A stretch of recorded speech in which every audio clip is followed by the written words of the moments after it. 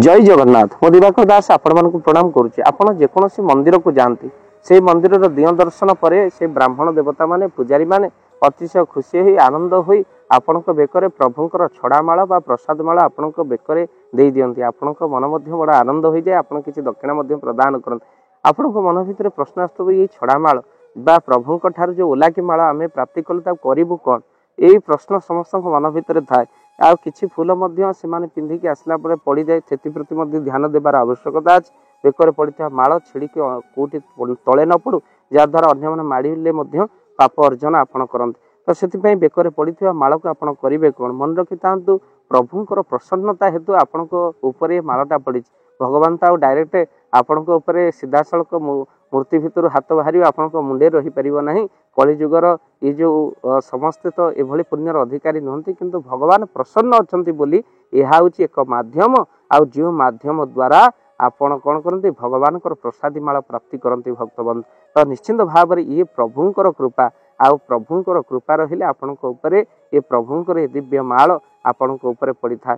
आउ भक्तबंधु कहबार कथा ये माल को प्रथम जो बेकर आप पाती पकई दे था ब्राह्मण देवता मान तो से ये फूल को प्रथम मुंडरे लगातु तापर मुखरे लगातु तापर से फूलर बास्ना को प्रथम निश्वास प्रश्वास ग्रहण करंतु भक्तबंधु तापर नासिकारे लगातु आपर छाती लगातु आपण लगे सारिबा परे बेकरु एही मालटा मंदिर बाहर को आसले माने बाहर कर दियन ताकू जरी रखंतु आ घरे आपण नहीं रखी परिबे।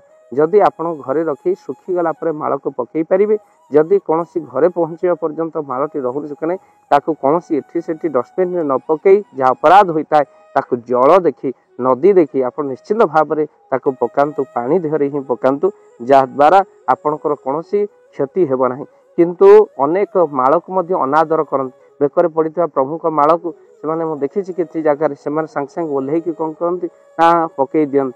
पुराण कथा मन पड़ जाए दुर्वासा बेकर पड़ता माल व्यास माल से कौन कले ना इंद्र को अतिशय श्रद्धारे देले हेले इंद्र अहंकार वशत निज हाथी को देदेले।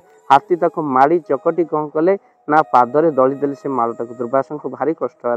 आउ से दुर्वासा अभिशाप देते हे इंद्र तुम्हें गर्व अहंकार वशत मुझे मालटी को तुम्हें निज हाथी की देला हाथी कौन कला मालटी को तेणु यह कष्ट मत लगी से अभिशाप दो तुम्हें श्रीहीन हो जाओ लक्ष्मी छड़ा हो जाओ।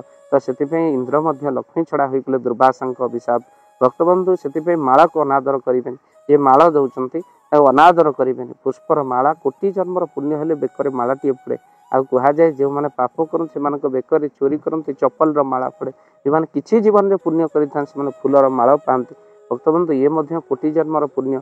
तो से ये माला को अनादर करते जी देथिबो ता मन कष्ट हम माला को ग्रहण करंतु आउ ता सहित माला को ग्रहण कर सारे पर आपण प्रभुंक माला जो देते पानी रे पकेबे न अन्य माला अन्य को प्रदान करें अर्थात अनादर करें।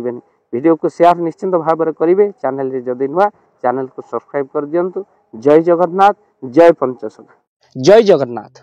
धन अर्जन धर्म करी धर्मे प्राप्त नरहरि।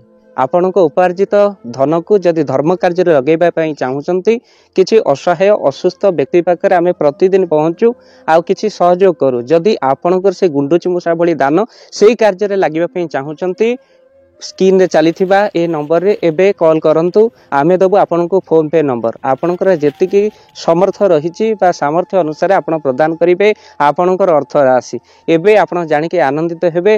गोटी एम्बुलेंस किना जाइछि केवल रोगी सेवा पई। जदि आपनकर किछि अर्थ से एम्बुलेंस पई आपण सहयोग करिबा पई चाहंती तो एबे कॉल करंतु एही नंबर रे। आपन को अशेष धन्यवाद। जय जगन्नाथ।